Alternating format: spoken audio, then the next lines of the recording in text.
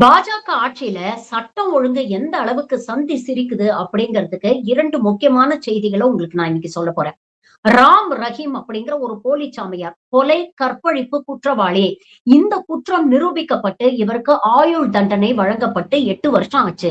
ஆனா இந்த 8 வருஷத்துல கிட்டத்தட்ட 15 தடவ பரோல்ல வெளியில வந்து பாஜகவுக்கு இவர் பிரச்சாரம் வரைக்கும் பண்ணியிருக்கிறாரு. ஆனா எந்த தவறும் செய்யாமல் வெறும் அரசை எதிர்த்து போராடின உமர் ஹாலித் அப்படிங்கிற ஒரு மாணவர 5 வருஷமா சிறையில வச்சிருக்கு பாஜக அரசு. அவருக்கு பெயிலும் தர மறுக்கிறாங்க. அவருடைய வழக்க விசாரணையும் பண்ண மாட்டேங்கிறாங்க. ஆனா தொடர்ந்து அவர ஜெயில்ல வச்சிருக்கிறாங்க.